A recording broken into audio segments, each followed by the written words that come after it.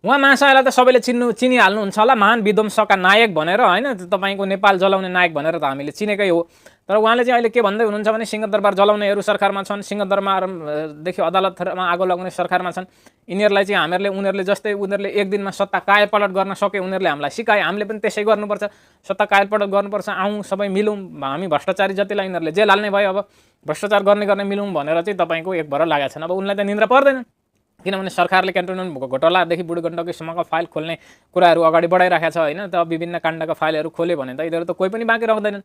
अनि यिनीहरूको के छ त भन्दाखेरि अहिले चाहिँ काले जति मिलेर चाहिँ उ गरौँ भन्ने यिनीहरूको चाहना हो। त्यसले गर्दाखेरि चाहिँ अहिले यिनी एकदम सक्रिय भएर सबैलाई चाहिँ समेटेर लिएर जाने भनेर सक्रिय भएर यिनी लागेका छन्।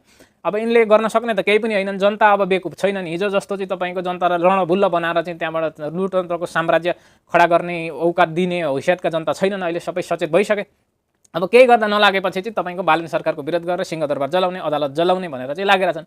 अब ए लाजमर्दो कुरो, लाजमर्दो कुरो होइन यो। ए बुढा, तिमीहरूले होइन गाउँ गाविस भवन जलाएको, स्कुल जलाएको, पुल भत्काएको, तपाईँको जनताले यति छिटै भुलिसक्यो भन्ने तिमीहरूलाई लागेको छ। भ्रम अझै छर्दैछौ है तिमीहरू। तिमीले देशभरि विध्वंस गरेको त तिमीले 10 वर्षसम्म देश जलाएको तिमीले बिर्सेछौ होइन। मान्छे जिउँदै मान्छे मारेको तिमीहरूले बिर्स्यौ। मान्छेलाई चाहिँ तपाईँको भौतिक कारबाही गरेको तिमीहरूले बिर्स्यौ।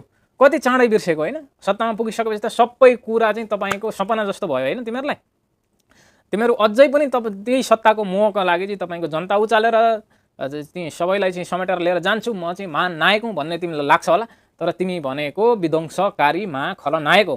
देशको लागि गणतन्त्र ल्यायौँ भनेर त्यही गणतन्त्र ल्याएको नाफा तिमीहरूले खाइरहेछौ।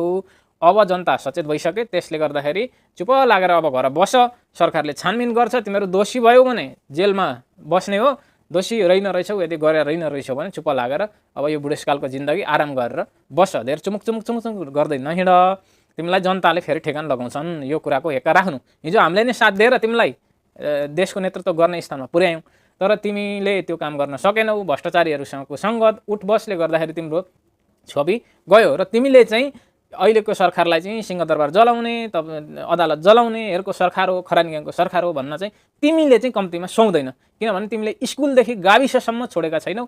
त्यसले गर्दाखेरि मान्छेलाई जिउँदै मार्नेदेखि हरेक कुराहरू तिमीले गरेका छौ। त्यसको अपराधको भोगी तिमी हुनुपर्छ। त्यसले गर्दाखेरि अहिलेको सरकारलाई दोष दिएर नबस।